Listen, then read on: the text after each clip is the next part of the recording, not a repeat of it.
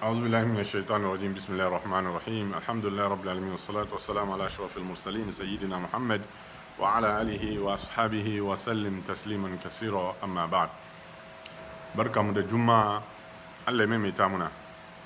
Yau za mu yi karatu kadan game da waɗansu addu'o'i uku ko ambaton Allah ukun da mutum ya kasance yana yin da rahma Allah in ya mutu ya shiga aljanna insha Allah.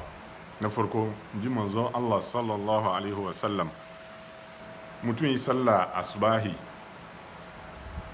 ya ce Allahumma ajirni minan nar, Allahumma inni as'aluka aljanna, so bakwai.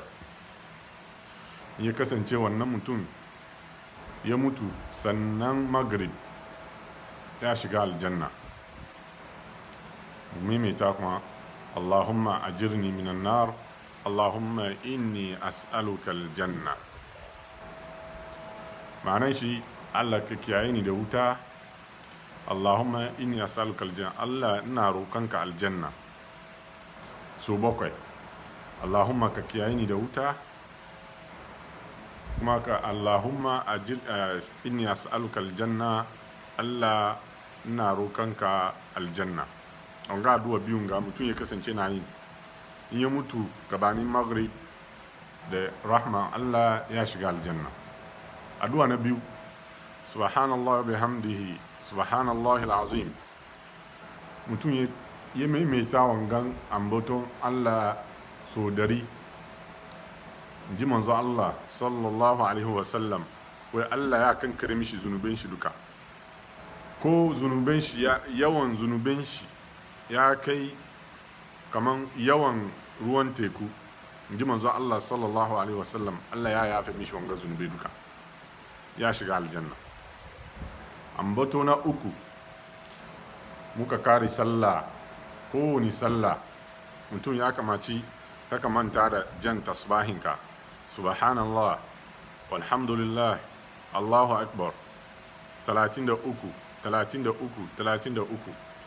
shi akan kare da la ilaha illallah wahdahu la sharika lah lahul mulku wa lahul hamdu yuhyi wa yumiitu wa ala kulli shay'in qadir.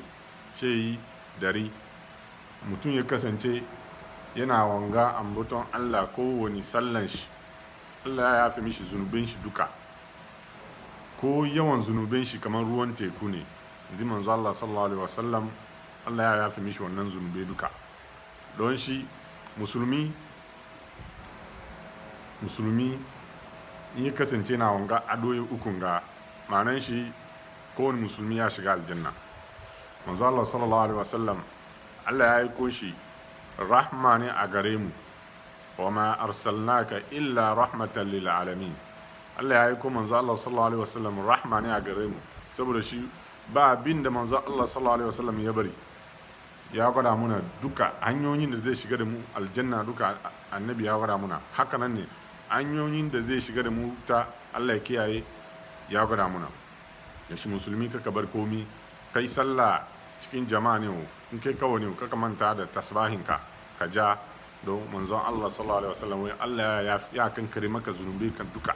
Indai ba ka yi shirka ba, ko ni zunubi da bai zama shirka ba, Allah ya kankare maka wannan zunubi duka. Haka nan kace subhanallah bihamdihi subhanallah alazim hal dari guda dari. Haka nan no Allah ya kankare maka zunubinka, ya sa ka aljanna indai ka mutu insha Allah. Allah ya sa mun dace, Allah ya karba muna, Allah ya maimaita muna juma'a sabo. Wassalamu alaikum wa rahmatullahi wa barakatuh.